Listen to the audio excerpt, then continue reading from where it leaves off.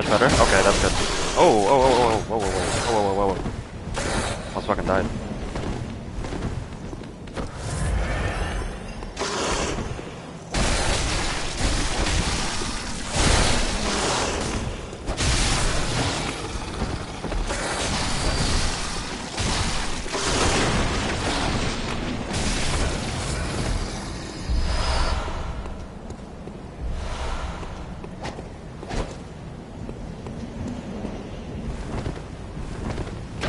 In its two-handed form, this weapon actually has like really interesting movesets because like you have like the very standard jab onlys and then slice onlys. Oh, so these are DLC weapons. So it's called the Rakuyo. It's a Japanese based weapon, and in its trick form, I'm assuming you can hear me. In its trick form, you have a small blade, like a knife almost, in the left hand, and then a regular sword in the right hand. And then in its main form, it's just one long sword. So in this form, it's a lot of slashes, paired with short jabs. Charge it up. It's a very long slash.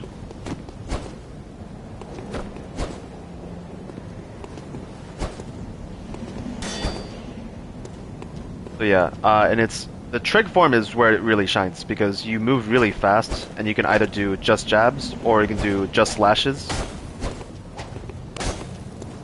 And then you can also do an AoE spinning attack, like that.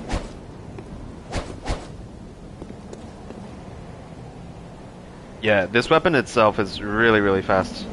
Honestly, all the DLC weapons are really good. And then button to use this, if you actually use it at the end of a combo like this, it basically has just whatever. So if you're doing swings only and then you use the AoE button, it basically has just like a stronger swing. And if you do jab only and then you press the button, then it does a double jab. So it has a really nice moveset all around.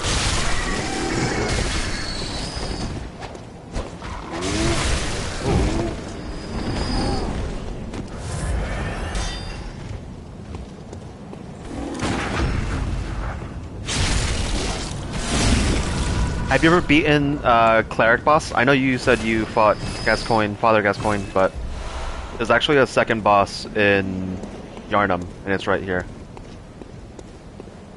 Do I have... I do have fire paper. Nice. I don't know if you've ever fought Cleric Beast, but there's another boss in Central Yharnam. Right here. Right here. This guy is honestly pretty easy.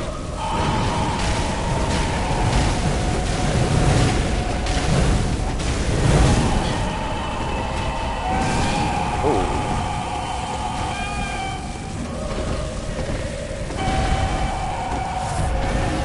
Nice.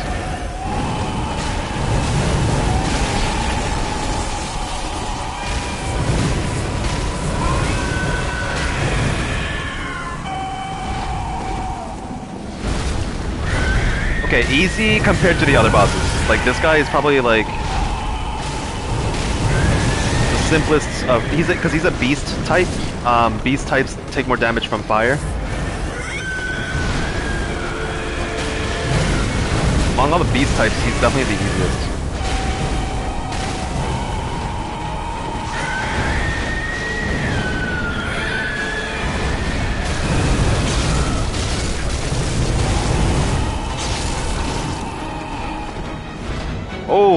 Oh, he grabbed me. Fuck.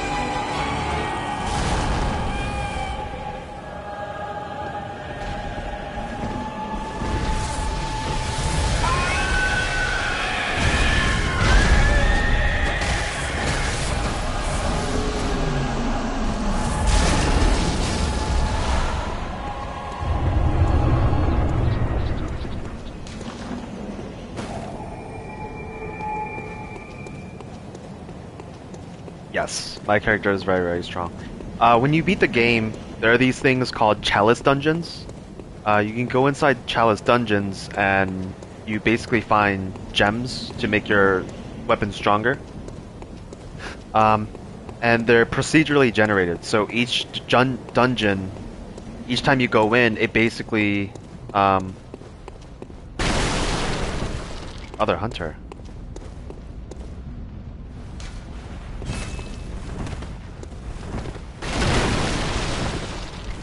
Oh, we're talking about in Old Yharnam? Yes. Yeah, the dungeons, each time you use one, it actually creates a new dungeon. And there's 3 bosses in each dungeon, and they all have a chance of giving you some pretty nice shit. Oh, I fucking fell. Oh, I fell. Yeah, that guy. The one with the, yeah, Dejura, the one with the minigun, is annoying.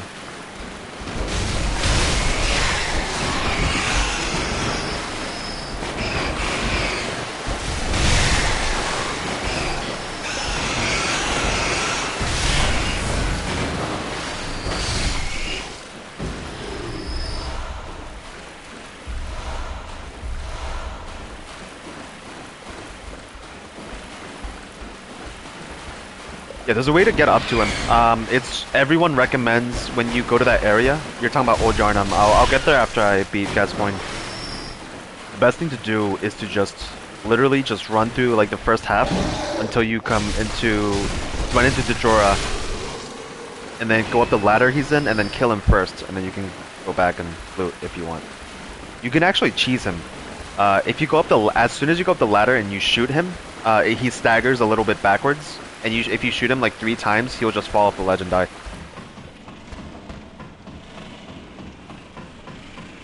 Saves you the hassle of actually trying to beat him.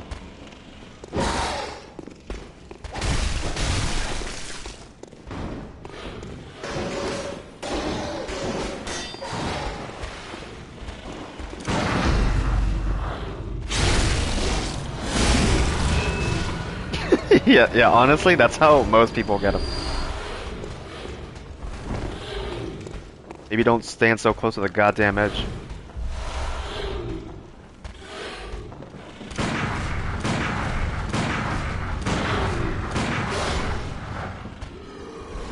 Oh, yeah, some people do that too.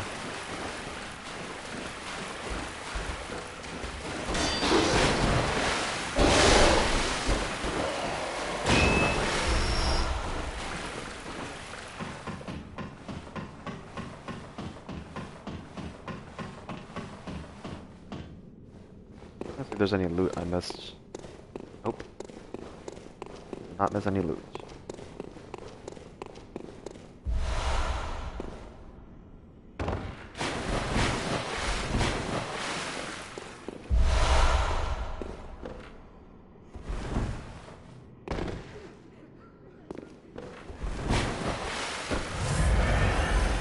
For the sake of speed, I'm going to skip most of Yharnam and just go straight to the Father Gascoigne.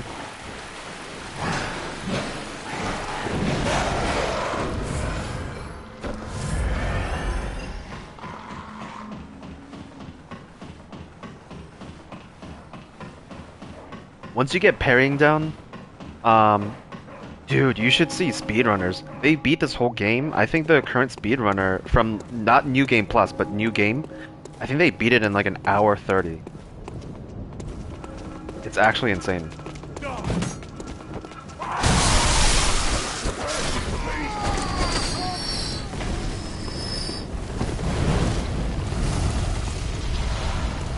And the thing is, like with the speedrunners, because it takes time to go back to the Hunter's Dream and use points, they'll just have like starting weapons and not upgraded, and they'll just beat the whole game. And the way they do it is just they just don't get hit. Yeah, the AoE is pretty nice. The entire moveset of this weapon is really, really nice.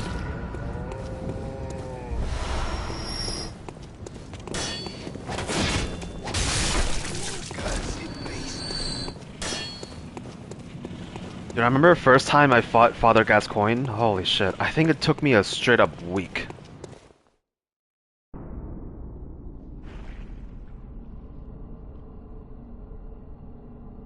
Yeah, it's super short. It makes no sense. The speedrunners they basically do everything like frame perfectly. Like I'm good, but like they're literally perfect.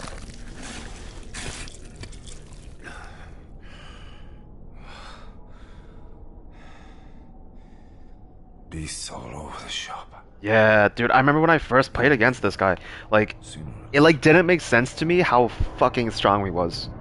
And I was like, no reasonable person could ever kill this guy. Like I remember I got him to like 30% health and then he transformed and I was like, okay, well like clearly this game just does not want me to win. Is he just gonna shoot? Come on. Oh, there we go. Yeah, I didn't really try to parry, that's why I had such a hard time. But if you parry like this, just over and over at the perfect timing, he's really easy. Oh, I missed that timing. to me. It's enough to make a man sick. Ooh, missed that timing too.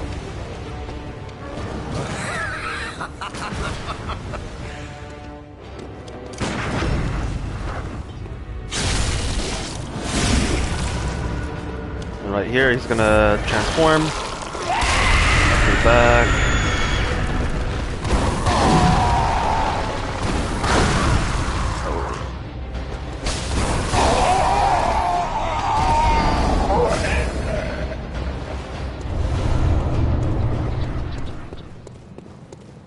Yeah, it took me a week, and now I can do it without death.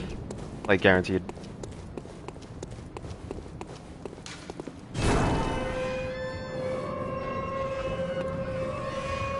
Yo, but think about it. This is against a computer. Like, all you have to do is memorize what to do, and you got it. Like, just think about the progress you made against actual human beings who also have the capacity to learn. In Warzone, like you went from like a what, 0.4 KD, and you're up to like a weekly KD of like around 1.6. If you can make that much progress, like if you put in half the effort into Bloodborne, you could easily get as good as this.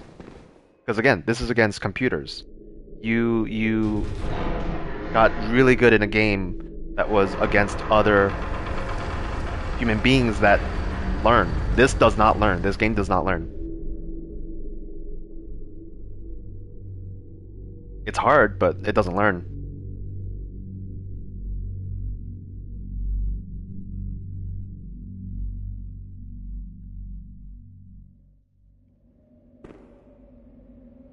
Also, when you got here, I don't know if you talked to this character right here. Very sorry. Good. He's waiting for me, won't he? Yharnam's that. But if you spot anyone with it, tell him about it. He'll be spread the word. Tell him to come on over. If you wouldn't mind. Hold on, I'm gonna go to... I don't know what you just said, because it cut off at Wailing. Oh, against Wailing Beast. Yeah. I'll show you. He's honestly kind of easier than Gascoigne. If you can get into parrying. So we'll actually go to Old Yharnam right now. But that character that I just talked to, he basically says that if you find any survivors, you can send them this way. And there's actually like 3 or 4 characters that you can actually send to the Cathedral ward as like safekeeping. Yeah, the character just tells you like this is a safe place. You can send people here if you encounter any people who need saving. Oh fuck.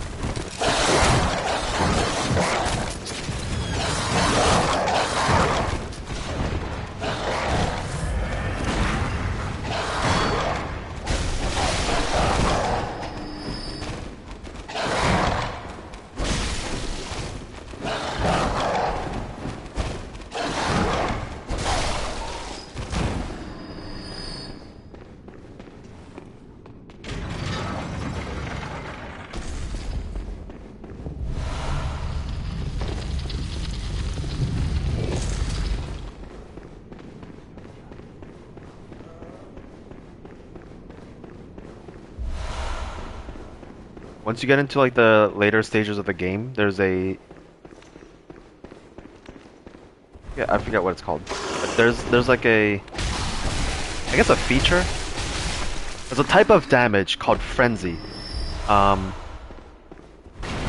which it just is like kind of like a mistranslation. It just kind of the translation that it's trying to portray is that you go crazy from knowledge. There's this character that you run into, and it'll like if you keep looking at it, you basically a bar charges up, and then if the bar is fully charged, you take like 80% of your max health in damage. It's insane. And then again, insight, the number 28 you see in the top right, if that value is high, then you'll take even more damage, or the bar charges up faster. Oh. Turn back at once. Yharnam, burned and abandoned by men, is now hope. You are a skilled hunter. Yeah, he's up there, and he's about to shoot his shot at me. I've cut with blood. So you run this way, then there's a ladder right here, and it'll take you to the Jorah. There's also another random hunter here. That little thing is chasing me. I'm gonna wait for this guy.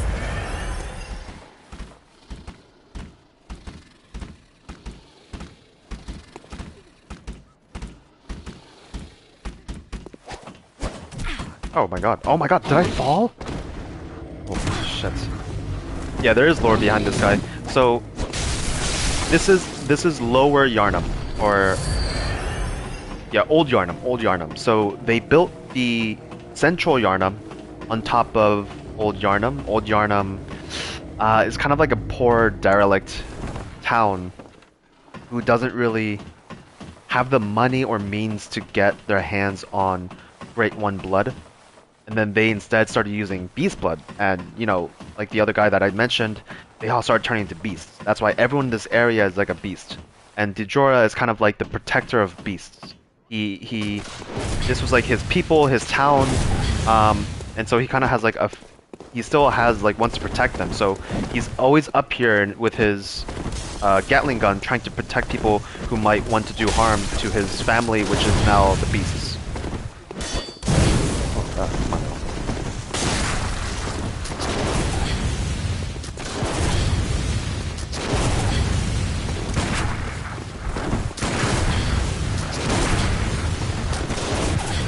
He shoots so much.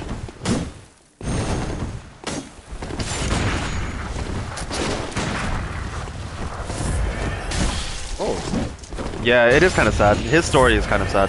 Honestly, any NPC you can find in this game is like very, very fucking sad. It's very sad or scary. Oh, I'm out of fucking bullets. Oh, I mean, he just killed himself.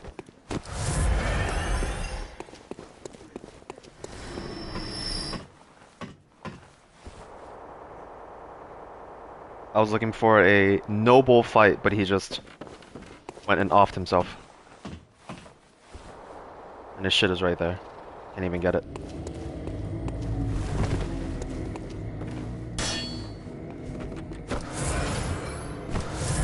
And for this other hunter.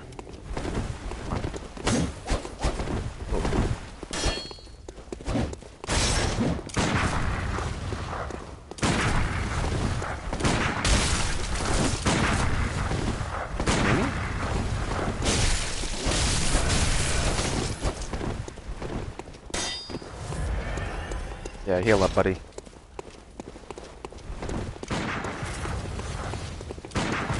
Ow.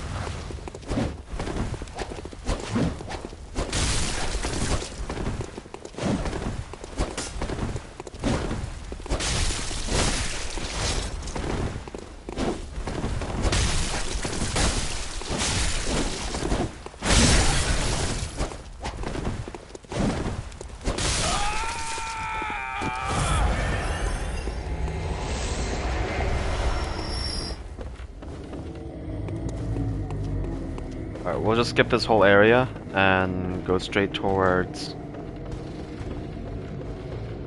Blood-Starved Beasts, which is what I believe you said you were stuck on. Oh, so unless they're named or unless they have dialogue, they're just kind of, there's just like random hunters along the way. They don't really have a story. Like I'm sure they do, but like they don't even have a name. So I'm sure he has a story. I just don't know it because no voice lines, no dialogue, nothing.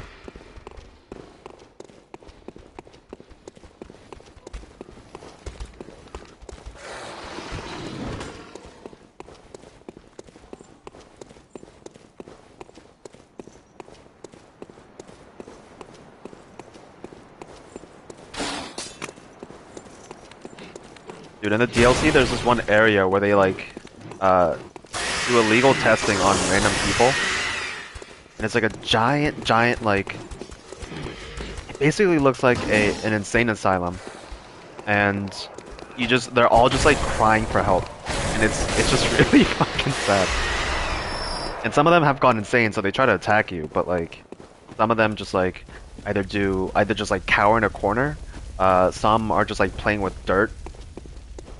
Some others cry for help. The whole thing's really sad. So this guy, yeah. So you want to watch out for his right hand. If you do that, it's pretty easy. Hold on.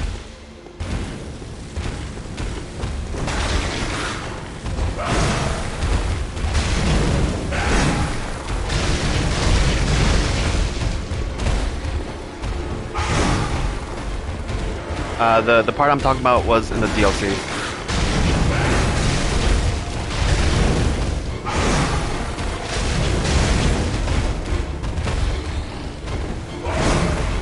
Yeah, so when he lifts his his right arm up like that, it's because he's about to do a lunge, like a very hard dash attack. And then once you get into like half health, he starts having poison on every attack. So yeah, so now my poison is, that bar is going up.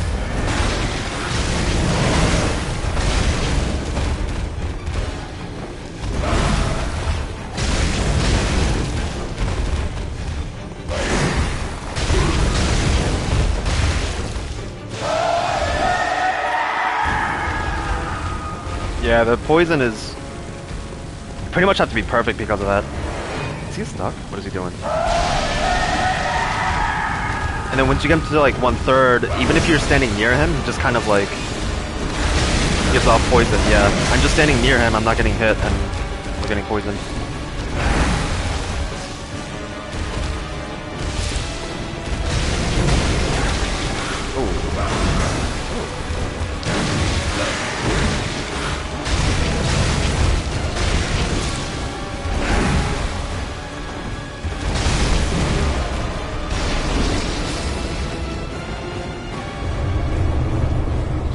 Also, the one thing about Bloodstarved Beast is you always want to dodge to the left.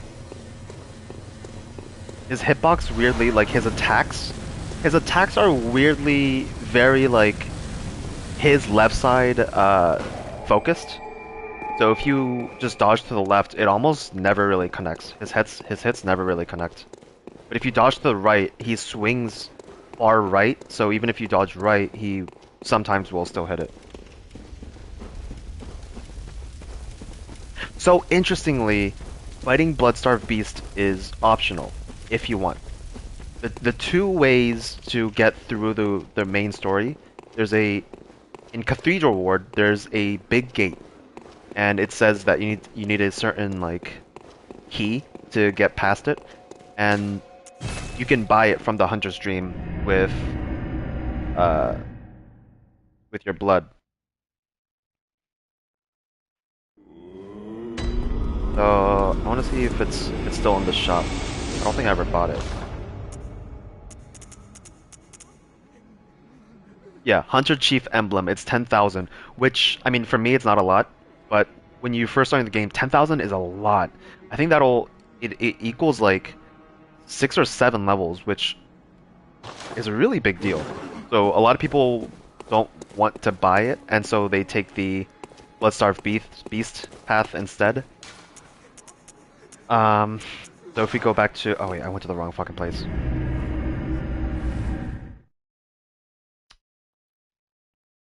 So the reason why Central Yharnam is so prosperous is because of the, like I said, the blood of the Great Ones. The way they get the blood of the Great Ones is through the Cathedral Ward. The Cathedral Ward is home of the Healing Church, and the Healing Church is basically the Healing Church was founded. Go back to Old Yharnam. Healing Church was founded on the principle that they can use the Great One's blood to do healing. And that's kind of like the main story of Bloodborne, that there was this church founded on the principles of healing with this great blood. There's a slight rift in ideology. There's one camp of people that says, we don't know what the blood of the Great Ones can do long term, so we shouldn't trust it. Instead, we should study their language and whatever knowledge that they have, and try to get better that way. And arguably, looking back, obviously the greedy side was like, no, we have this amazing blood. If we take it, we'll become like the Great Ones. And then we found out that like Great One blood, long term, is not good. And so there's all these like cities and towns have fallen apart because they grew a dependence on Great One blood and couldn't do it. So yeah, if you have the key, you can open it with this gate. Yeah, only a special emblem will open this gate. So you needed that key, which you pay 10,000. What it's called? I know it's not blood points. Blood echoes. Blood echoes. You pay 10,000 blood echoes for. Oh, I watched a bunch of videos. There's no way you can learn about it just playing the game. I will say that. When you play the game, it's like. I think the game, it refuses to explain anything. I think by the time I beat the game like 5 times, I'm like, I still don't really know what this story's about. But if you beat Bloodstarved Beast, you can easily miss it, but this door opens. This door only opens if you kill the Bloodstarved Beast. Again, they don't tell you that, you just find out. And so you go up this way, into here. And watch out for this guy who has a Gatling gun.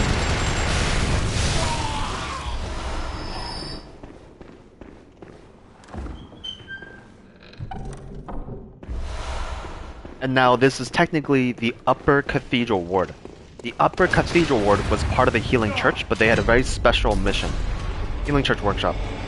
So their entire goal was to communicate with the Great Ones and form some sort of like pact with them. Naturally, they didn't really speak the same language, so they couldn't really do that. But they did contact some of them. Oh wait, did I fucking? Oh, did I fucked up. I fucked up.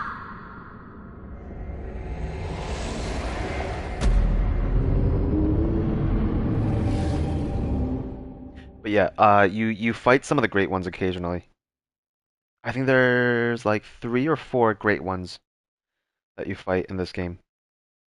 One of them is the very last boss of the DLC, and he is, dude, he is so fucking hard to kill. He is the most aggressive boss in any game I've ever seen.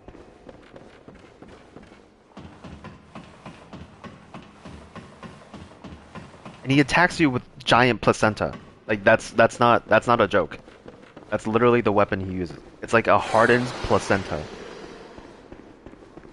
Because, again, everything about this game is regarding blood. Yes, he is by far the hardest in the game.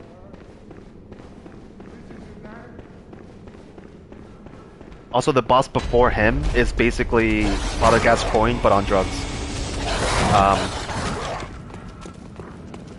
Her name is Lady Maria of the Astral Clock Tower, and she's, just like Gascoigne, she's a human boss.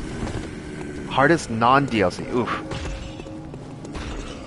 I'd have to go.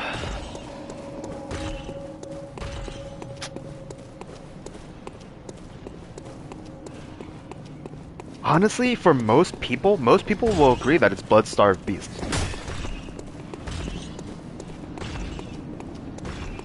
trying to think. Either him. See, I struggle with the Shadows of Yharnam a lot. They're basically three humanoid beings that you have to fight at the same time. So you have to fight three enemies at the same time. So if you have like good crowd control and you know how to like manage like multiple enemies at once, he's not that bad. A lot of people say, but I personally struggle with them a lot. But I think the general consensus is Bloodstarved Beast or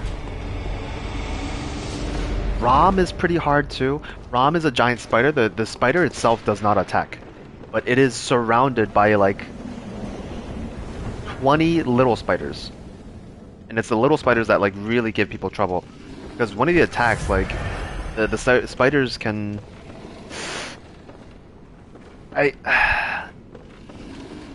see, like these guys, they're not a lot of the small enemies, like they're kind of easy, so I'm not worried about them. But when it comes to like the bosses, I don't know, fighting multiple at once, it's always given me a lot of trouble.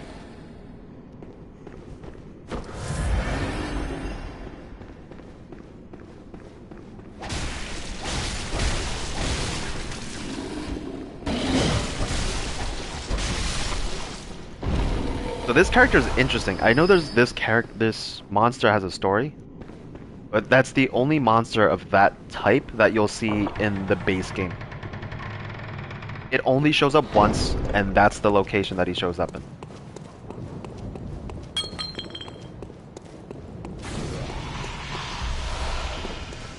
And then this guy is a body snatcher.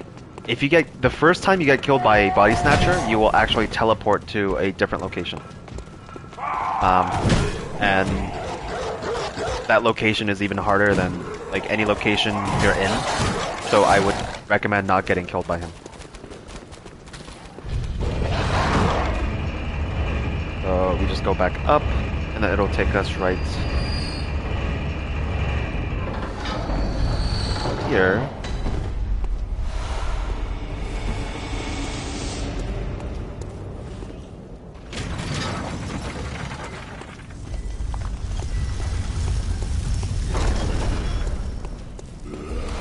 It's because they were consumed by Great One blood. It heals them, but they don't understand the psychological effect that it has, and they become drunk to it. They become obsessed with Great One blood.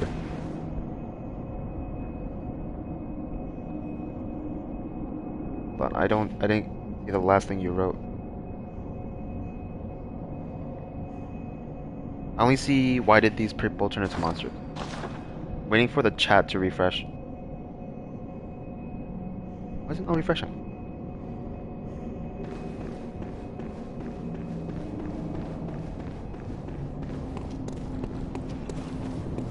Oh, what is a hunter? So it's hard to explain what a hunter is without spoiling the story. Do you care if I spoil it, or would you rather me give you like the simplest non-spoiler version of a hunter? Okay. So my character, a hunter can have many different forms, but the church also has hunters. Hunters, it just is like a general name for someone who is trying to kill people who are corrupted by blood. That's like the most general definition. My character specifically, I don't know if you've ever fought Cleric Beast or Amelia, the first vicar. But before I start, I'll explain some more. My character came to this town because it heard of a magical blood that can cure anything. The thing is, long exposure to this blood can have really bad effects, and as you see from the townsfolk, they kind of lose it. They go crazy. But you know, the person who administers the blood, like gives you some of the blood, but lets you know that you are now part of something bigger, and you have a higher purpose that you serve.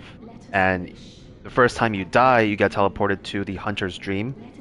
It is quite literally a dream. It doesn't exist. And you meet Garamond and the doll, and Garamond, his goal is to end the source of the nightmare.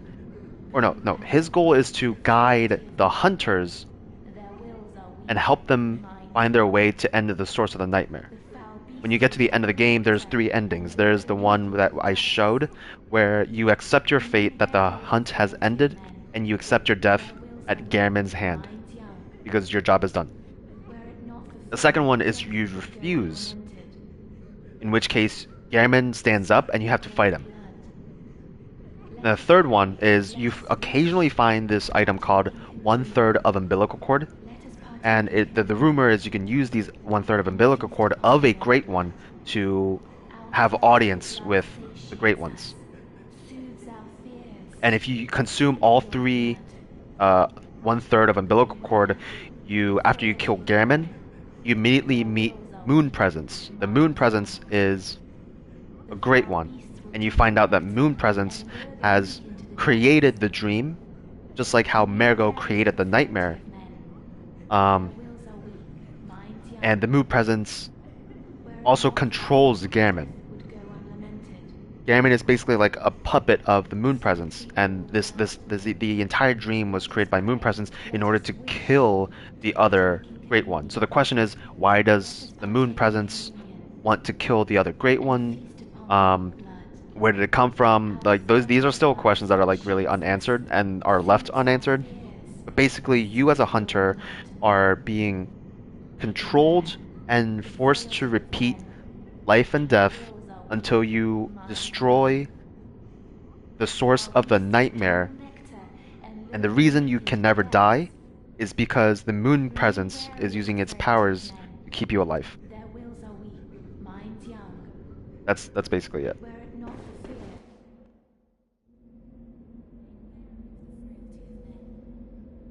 Victor Amelia, I would say, is one of the most boring fights, just because she just has a lot of health, and that's pretty much it. Like, it's just kind of boring.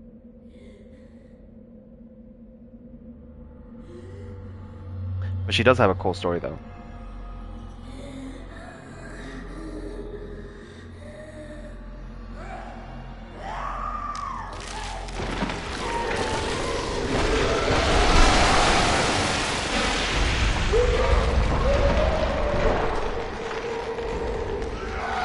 Yeah, honestly, I would say, like, most people who play Bloodborne have absolutely no idea what the story is.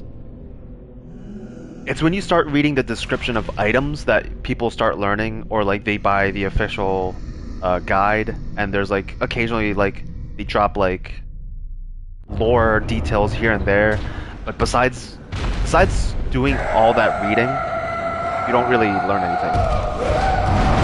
Yeah, she just has a lot of health. Like, do you see how little damage I'm doing?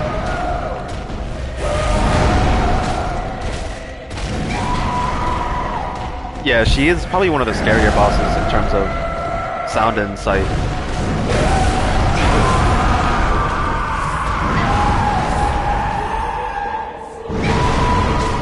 So that one right there where she looks like she's praying, that one you really had to avoid, because if you don't avoid it, she basically can do one of 2 things. She'll either just smash the floor in front of you, which is like almost always an instant kill, or she'll grab you and slam you down, which is like also almost an instant kill.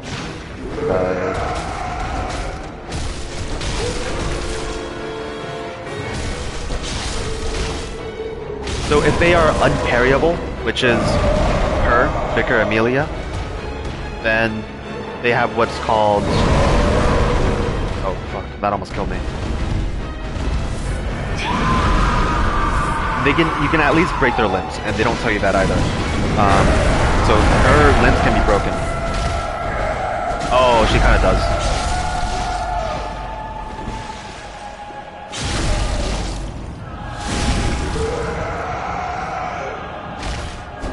It's easier for me to explain the story if I first beat her, because then I can show you the next location.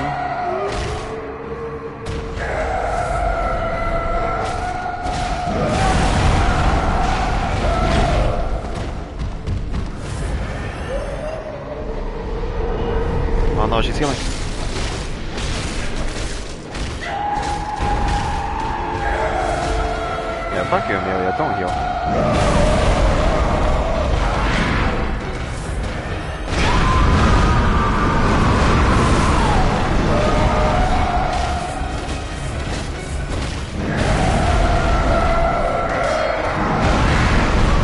Oh my god.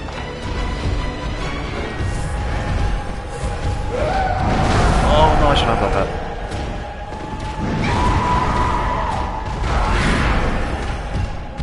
I'm just gonna Gatling gun her for the last hit.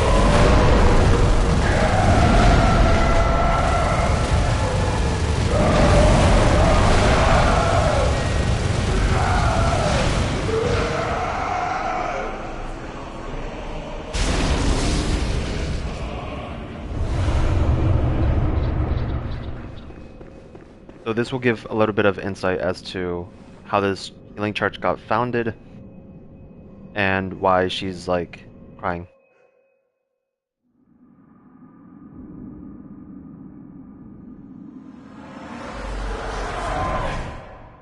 Master Willem, I've come to bid you farewell. Oh, I know. You think now to betray me. No, but you will never listen. I tell you, I will not forget our adage. We are born of the blood, made men by the blood, undone by the blood.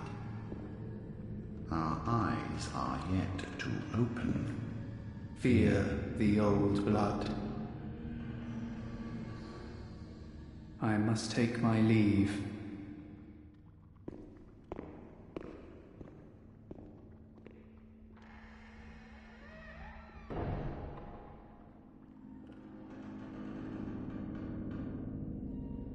By the gods, fear it, Lawrence.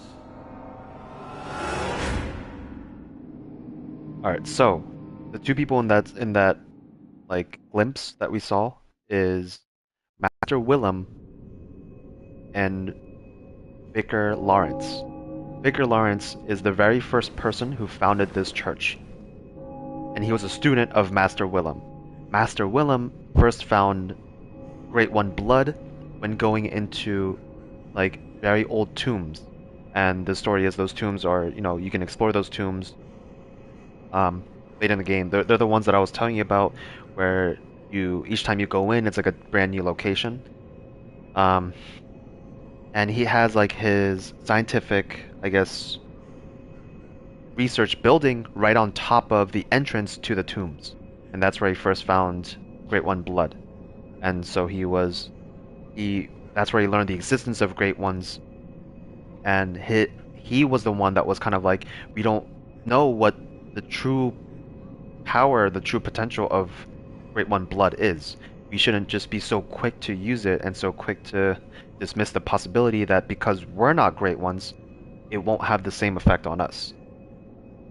And instead we should study their language and try to like become as smart as them first, and then consider whether or not we want to use the blood. But Lawrence got too greedy to what the blood can do, and so he left that foundation and started the healing church. And this right here is his skull from prolonged use of what do you call it? Great One blood. And Vicar Amelia was like her right-hand woman. And so even upon his death, she'll come here and basically pray for him, cry over him. And as the story goes, the people who are the closest in the church, the people who have the most, I guess, strongest emotions, they turn into the greatest of beasts. And that's why she became such a giant beast. But yeah, again, a very sad story, like most characters in this game, just a very sad fucking story. Like, Garamond's a slave. He's a puppet. His job is to live forever, and all he can do is sit in that goddamn wheelchair and help people who might come along. He never gets to die.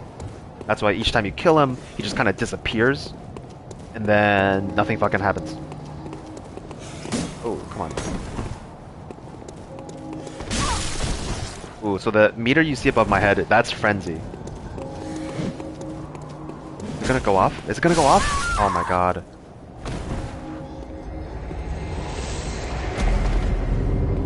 I didn't think it would go off.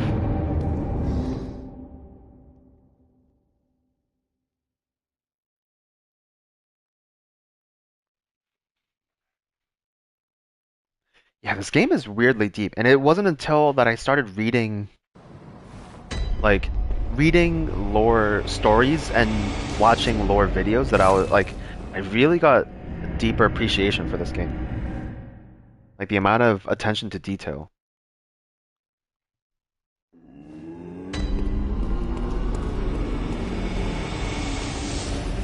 Yeah, I don't like it. I think it would have been a lot more fun if they made this story clearer and if you wanted to have like a deeper understanding of characters or like deeper understanding of like the past or the future of Bloodborne, then you can like look into videos. But the fact that the game doesn't tell you fucking anything, disappointing. The gameplay is still fun no matter what though, but very disappointing that most people who play this game will just never know the story.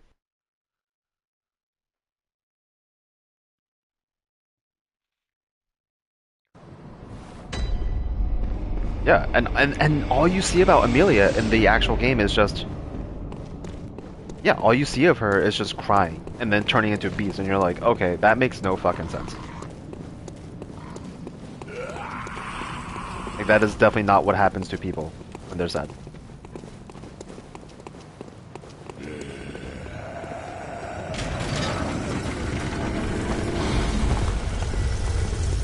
And the reason why Mergo existed, like why the Queen of Yharnam was pregnant with a Great One, is because Great Ones apparently cannot conceive children of their own. And so, other than the moon presence, most of the Great Ones try to find suitable people to impregnate and give. And this guy is... You're a beast. I knew it. Oh, beg pardon. This is Alfred. Master Logarius. Logarius, Hunter of Vile Bloods. So, why not co-op? Sure. Oh, take this. Beast hunting is a... So Alfred has kind of a weird story. He's kind of crazy.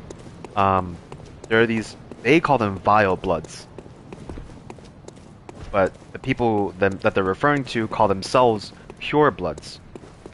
You'll see them later. You're the old blood.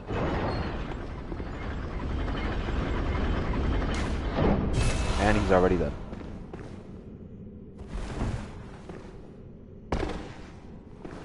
And so yeah, the people of the Healing Church were not allowed to come this way. This is the Forbidden Woods, because if they kept following this path, they would run into Master Willem.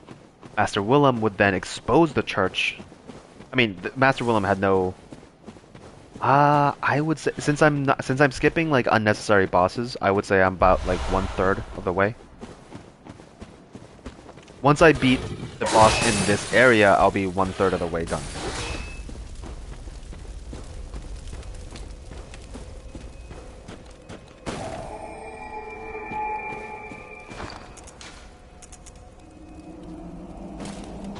There's another cool outfit. This one is like everyone's favorite.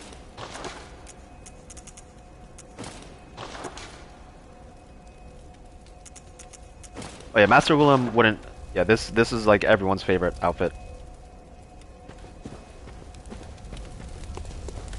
So Master Willem's foundation is just down this path, or like through these woods, and Lawrence feared that if people were allowed down this path, that they would run into Master Willem, and they would talk to him, and they would think that they have some reason to fear the old blood, and therefore it would kind of take away some of his power. If people didn't trust the blood, people wouldn't trust him, and his credibility would be lost, and his power would be lost. So he made this place forbidden to anyone to enter.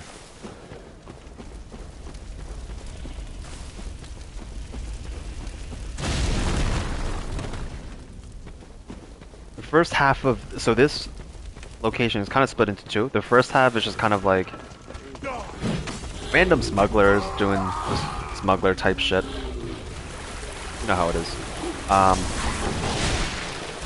And these like swamp folk. A lot of country bumpkins. But the second half is actually really, really cool.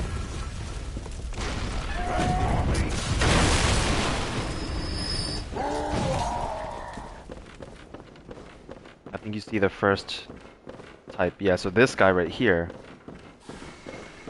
almost looks like a Confederate soldier.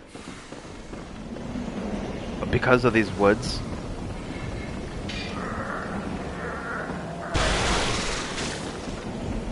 yeah, this wood is infested with snakes.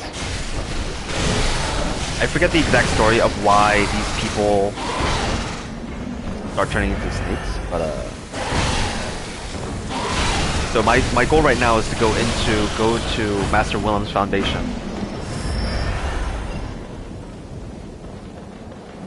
And I do that by going to this path.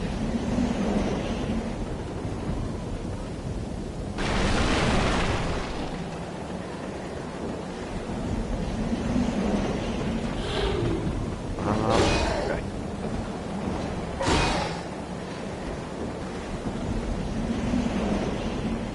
Yeah, it's at the end of this. It might be. I'm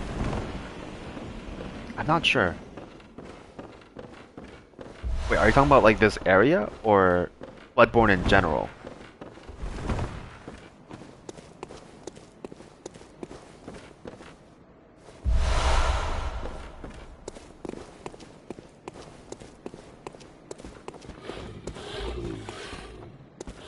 So the monsters in Bloodborne are heavily inspired by H.P. Lovecraft, and some of the lore and stories regarding Bloodborne is also heavily inspired by H.P. Lovecraft, but it takes place in the Victorian setting, so it kind of has like a nice juxtaposition. But I don't think it's like based on anything. Also, this guy. Whoa! Blimey, on a night like this. Oh, thank the stars. Ooh. Well, would you... Oh, yeah, of course not. This whole place is... It's the curse of... Especially once you start seeing the great ones, they are very reminiscent of like H.P. Lovecraft monsters. But yeah, this guy is just a beggar, but if you attack him... Come on. Do the thing. Do the thing. Have you got a screw loose? Or is it your animal intuition? You hunters have got more blood on your hands. Not technically a boss, but this is a pretty tough fucking boss. Because he has a punch attack that is super fucking far, and it makes no sense. Come on. Yeah. This guy's scary.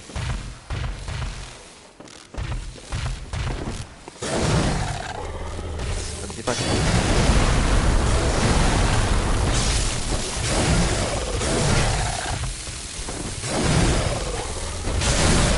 I forget the lore of this guy, but basically just pretends like he's a beggar, and then when he gets a chance, he eats people.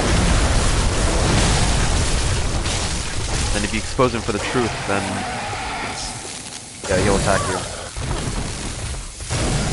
He's more of an Easter egg than anything.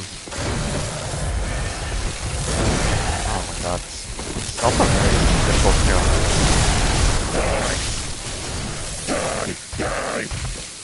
Hunters are killers, nothing less. You call me a beast? A beast? What would you know? I didn't ask for this.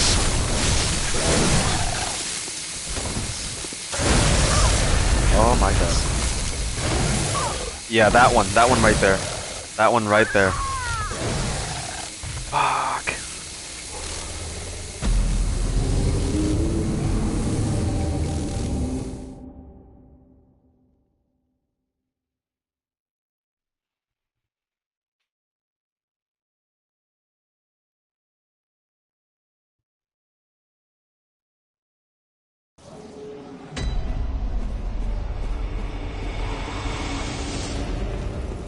I mean,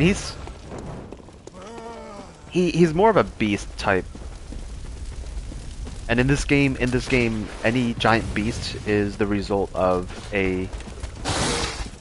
Yeah, dude, that monster, that boss is fucking up. The thing is, I fell off the cliff too, so if it was like normal ground, I feel like I would have had it.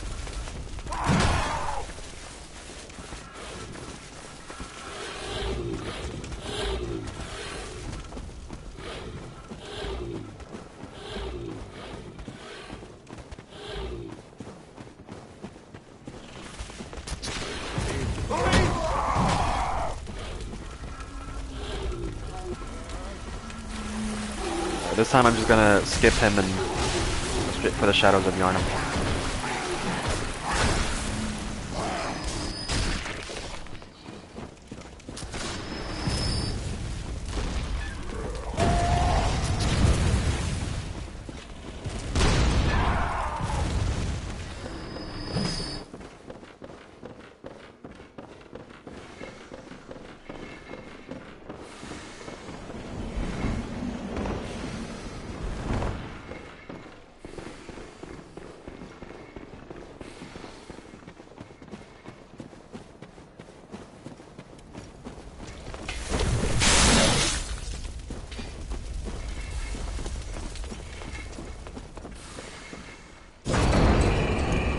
You don't have to come back up here, but it does provide a shortcut if you come back down.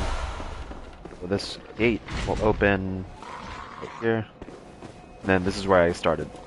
Here. So instead of having to go all the way around, you can just come through right here. Every location, luckily, Bloodborne always includes like shortcuts if you make it through like halfway the area.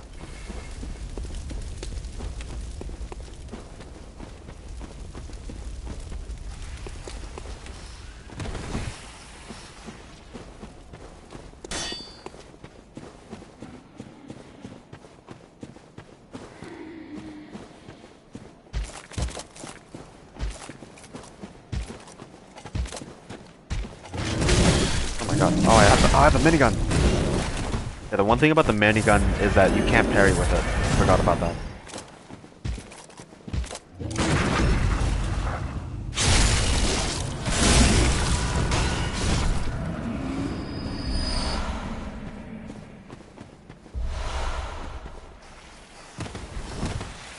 So yeah, this second area has just a shit ton of snakes.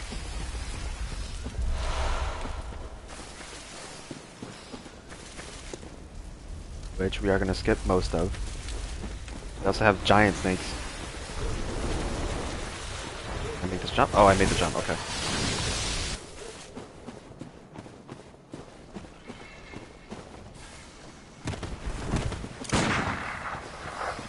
I shot for no reason.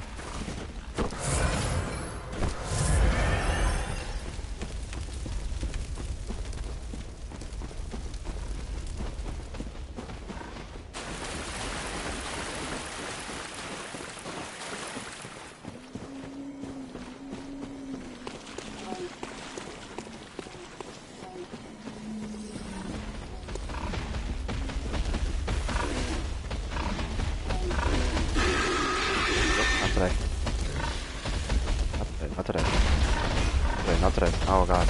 Hearing charges.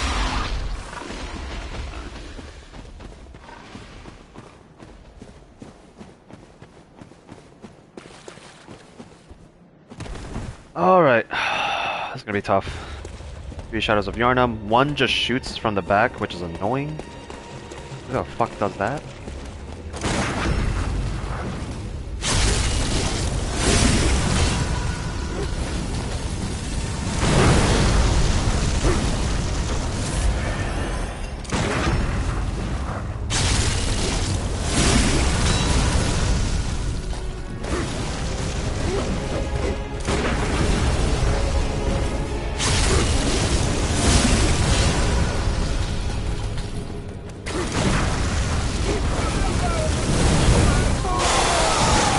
So they also, you know, spawn snakes, because, you know, why not?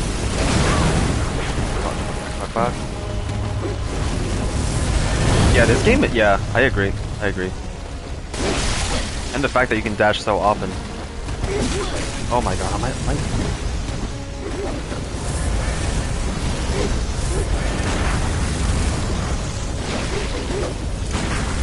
Oh my god. Oh my god. Oh, I died.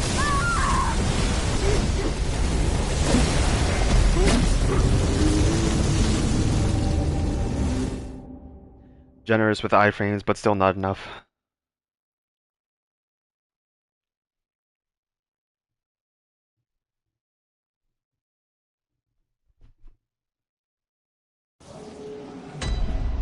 Yeah, if it was just like one at a time, it wouldn't be so bad, but...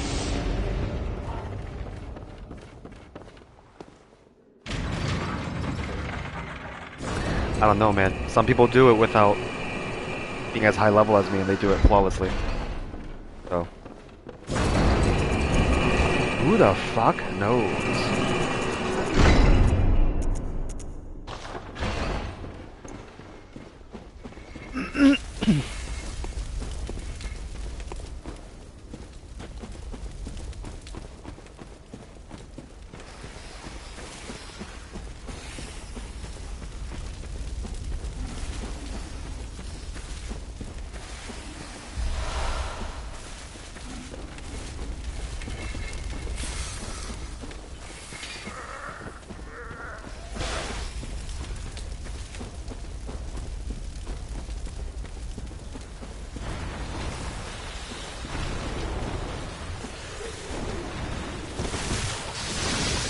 One more try. If I don't get it on the second try, there is an easier method.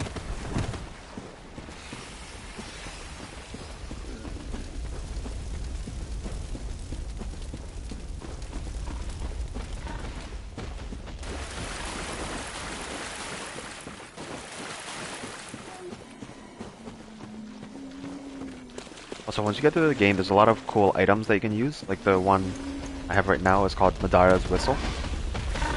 You can basically summon a giant snake from where you're standing.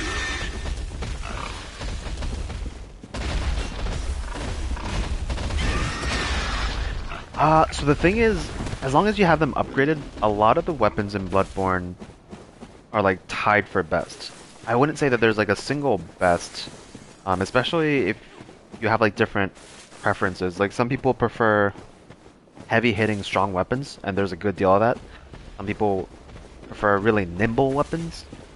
Some people prefer long range weapons. Some people prefer short range weapons. So it's all like based on preference and how you want to play. But I would say this weapon is definitely considered like one of the best.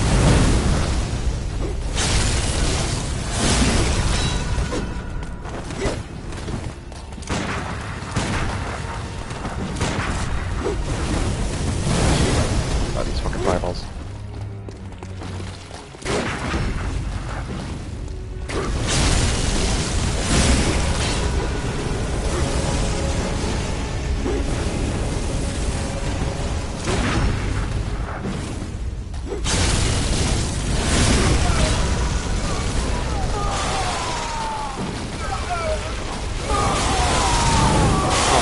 Oh my god.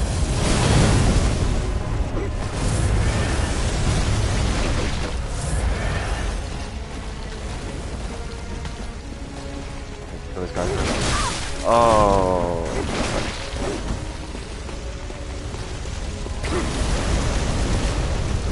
He's lording. Oh, I thought that would hit.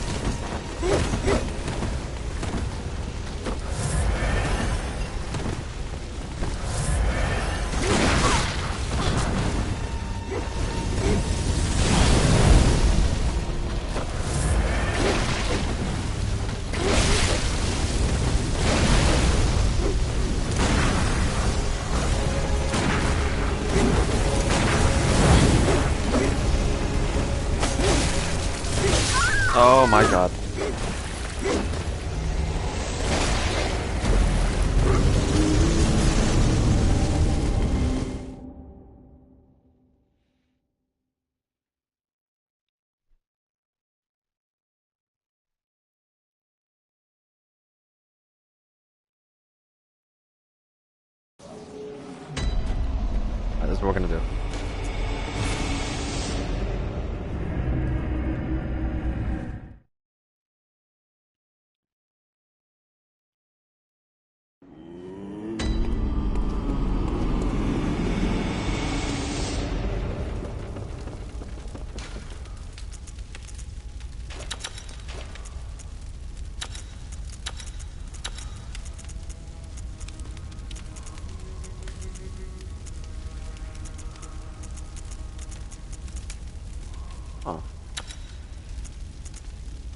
Okay.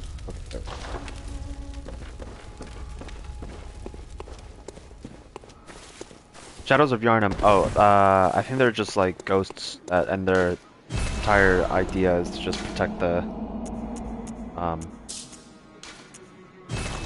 just protect that area.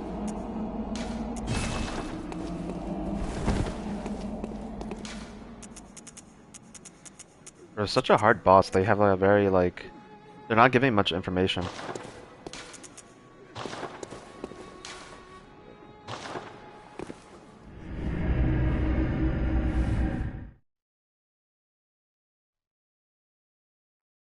So there are these things called Carol runes, and that's what I just changed. The idea with the Carol runes is there's a guy named Carol who saw the inscribings of the Great Ones and thought like, okay, if they're using these runes to communicate, there has to be some power to these runes. Yeah, he does. To like even the playing field, you can actually summon like NPC hunters to make it a lot easier, because then they'll just focus on the NPCs, and then you can take that time to wreak havoc on the fireball guy. And then once you take out the fireball guy, it's pretty easy. But if you try to focus on the fireball guy first, then you know the other melee ones are going to be all over you. Now, in order to use recruit the NPCs, you need to use a specific rune. Yeah, that's a giant spider right there. It shoots spittle at you. Oh no, I fucking fell. Alright, well now you get to see... The Great Ones are obviously not from this world. They're from the cosmos, and these are emissaries from the cosmos. Some have Great One powers like that.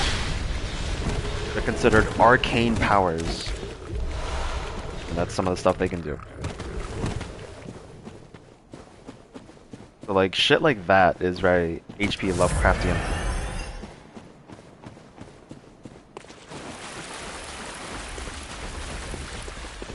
So those aren't Great Ones, but they are from the same place that the Great Ones are from.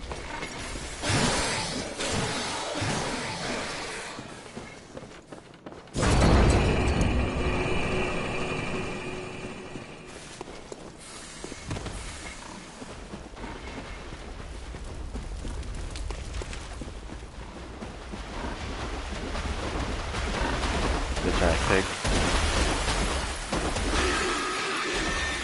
Is it gonna charge? Is it gonna charge? Oh. Charge.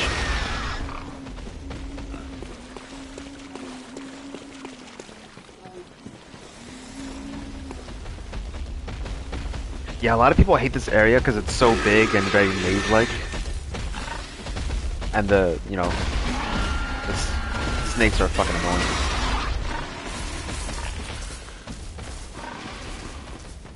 Hey, are they here? Did I have to talk to the other guy first? Huh.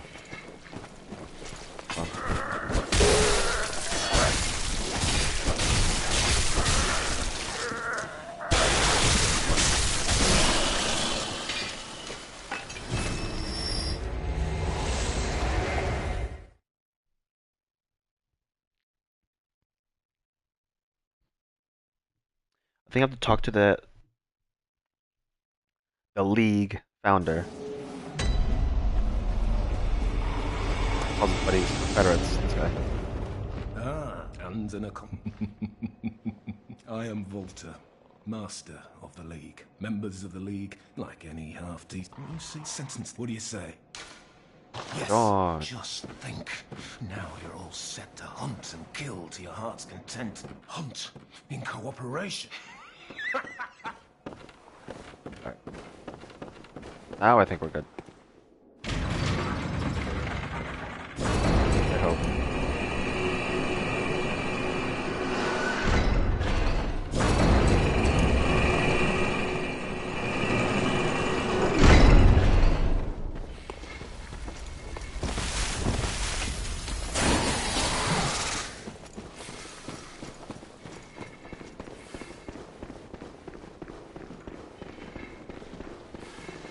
And right here, there's another shortcut you can take.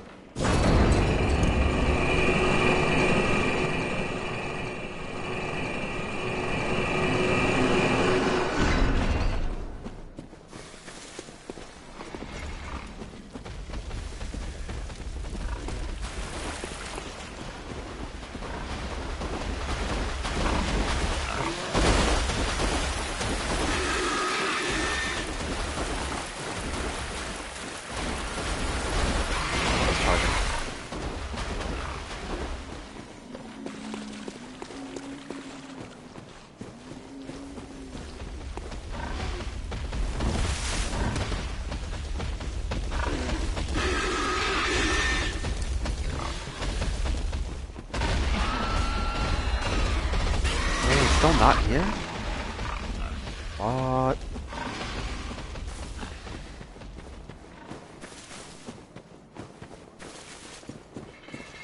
What?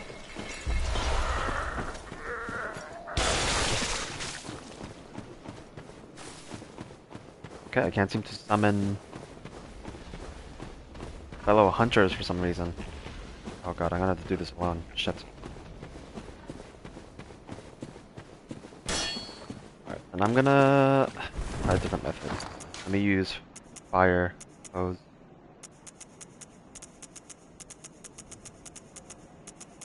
Alright.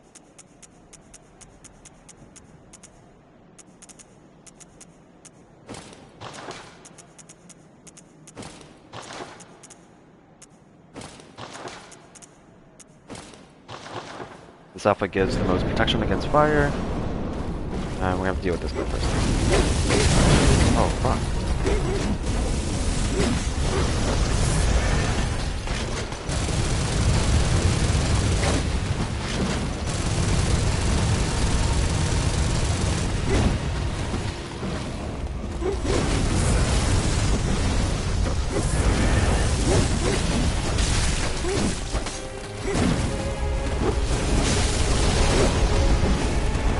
Forgot my nut.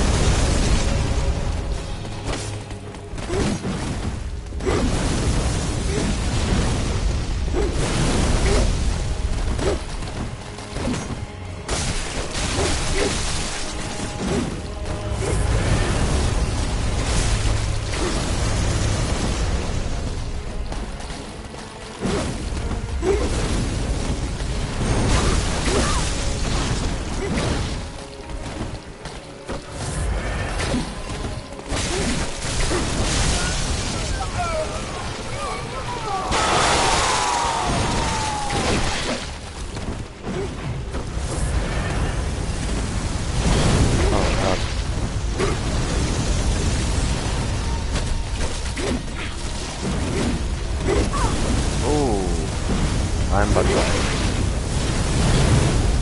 You gonna hit me? Oh shit. Okay, there's one. Oh.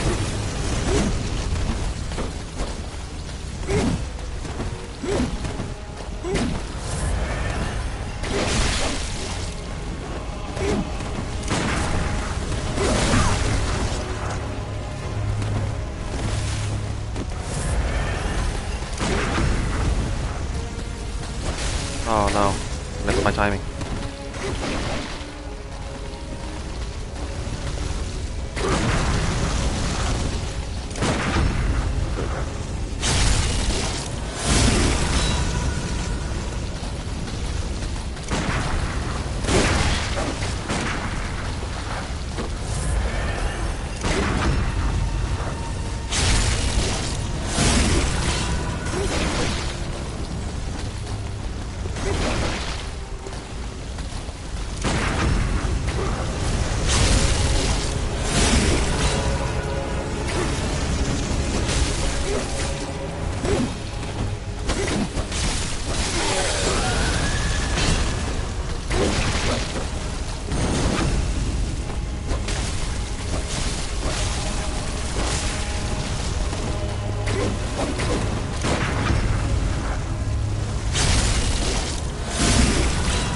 Alright, we got it, we got it, we got it.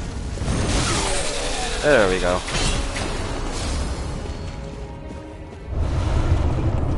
fuck these dudes! Alright, so now we are through the gates of the jungle. Time to change clothes accordingly. Yeah, honestly, fuck those guys.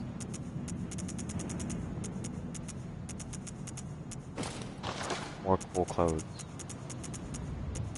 Fire bugs. Now we are a member of the choir.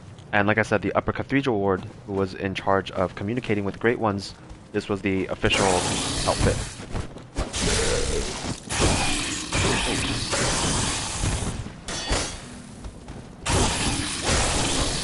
Oh, no, no, no, no.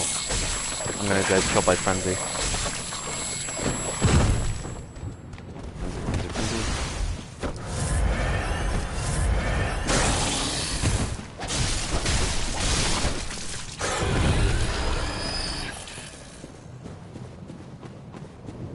I always forget the name of this location. It is Bergenworth. So Bergenworth, this main building you see, is the building that Master Willem is in. And beneath it are all the tombs that he founded, or that, you know, he interacts with. And all these people, if you look, their clothes are similar to mine. Oh yeah, the Frenzy is a bitch. Clothes are similar to mine because they're all students of Bergenworth, and they were obsessed with the idea of inscribing eyes to their brains in order to see better. That was like an actual thing that they did.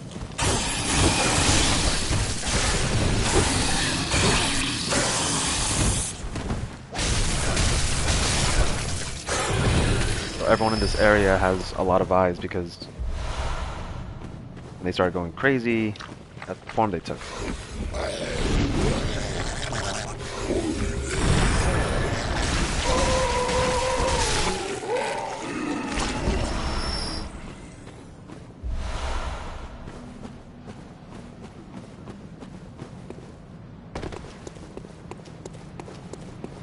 And there's this giant caterpillar thing right here,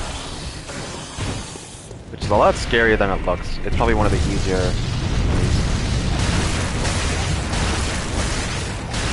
If you stand to its side, yeah, every time it turns, you just pushes you.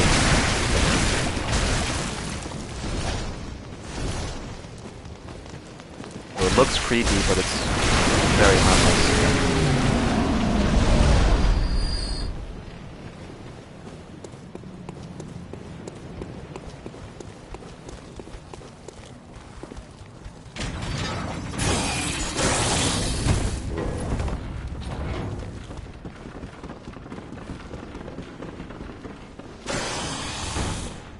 Let's take care of this guy first because there's a member of the healing church here.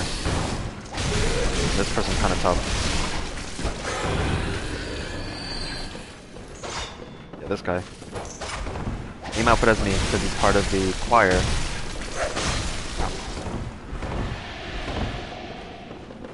I want to see if it uses any of its abilities.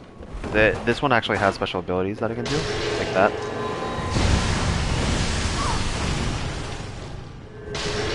Call Beyond, that's what it's called. So yeah, some of the abilities that they gained from talking to the Great Ones is learning some of their great powers.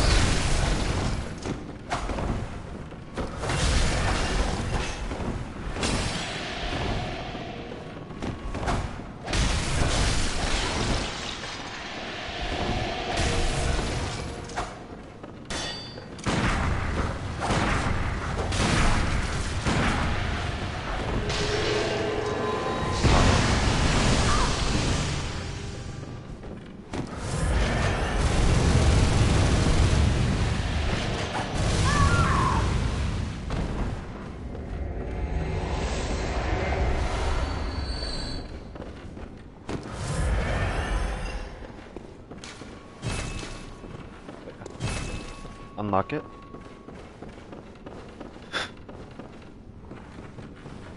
So that door that you see right there, you can't interact with it, but that door is what leads to the underground tombs. And that's where they found the first source of Great One blood. The reason I'm using this outfit is because we're about to fight our very first Great One. Hold on, before I do that, open the door and then... I open this side door? Yeah, so this door right here, it leads to the tombs. Master Willem keeps it closed. I open the side.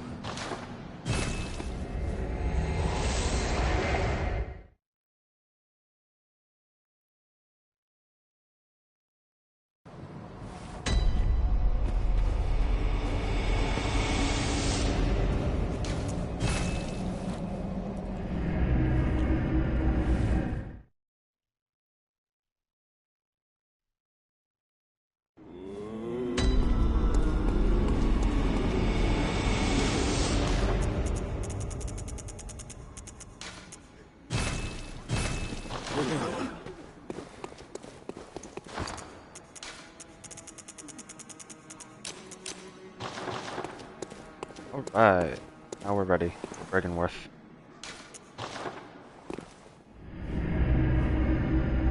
Rom is a bitch. You'll see why.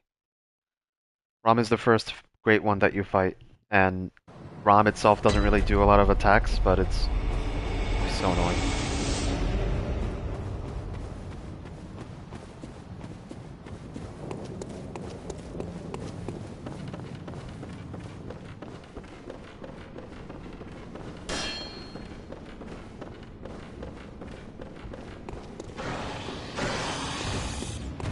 This is Master Willem.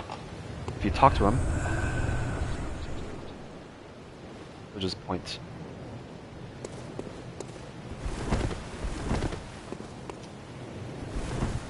So if you go where he tells you to go... Alright. This fight should be over. If I don't get it first try, we'll call it. But this is Rom. Accurate Fighter, that's his name. And... oh, so Master Willem pointed to... there was like a bridge to nowhere, and he pointed to the end of the bridge. And so if you go to the end of the bridge and fall into the water, you find your way here. And this is where Rom is kept. And Rom is a great one. And it's surrounded, and Rom keeps himself surrounded by all these bitch spiders. Look at these guys. Look at these guys. And then once you deal damage, he teleports.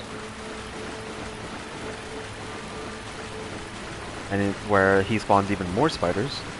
So the two ways you can deal with this is you can either kill all the spiders, which takes a lot of time, or you can just find an opening and go for it. And of course Rom has like, since he's a great one, he has arcane abilities. Shit, keep locking on, man.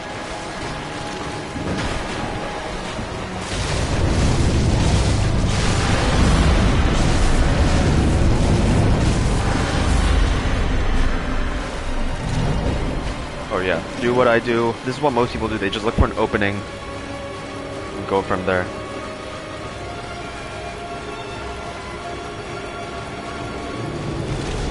When he does that, he spawns... I think they're icicles? I honestly don't know. Oh shit, oh shit, oh shit, oh shit, oh shit, oh shit.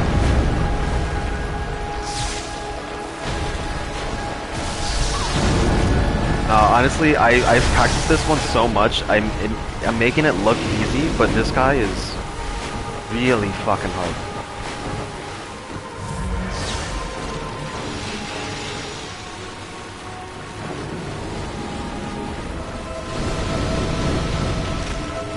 I think of all the bosses, this is the one that I spent the most time with.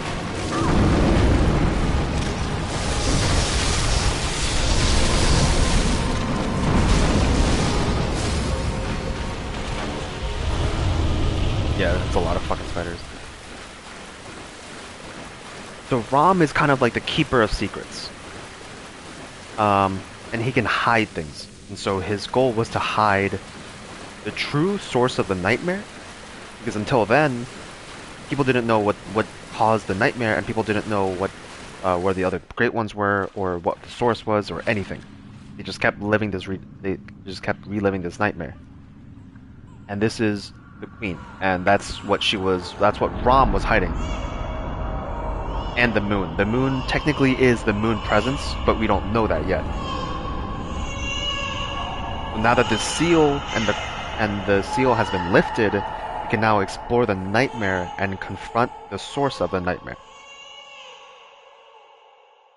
Because until then, it was just kind of like us fighting in the real world, trying to figure out what the source of the nightmare is. And now that the seal has been broken, we can actually go into the nightmare realm.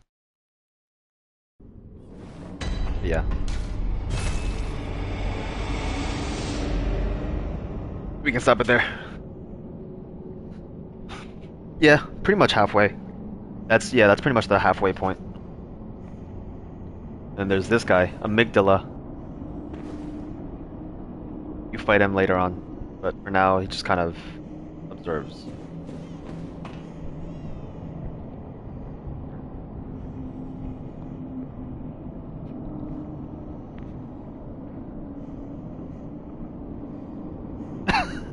Yeah, but I think that was like what, like an hour or 2 hours? And I should have, you know, all the speedrunners, they should have been done in 30 minutes ago. Yeah, GG's. I love this game.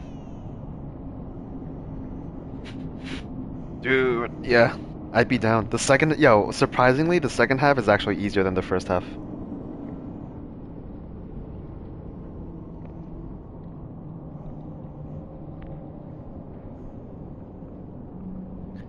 Good night, man. GG's.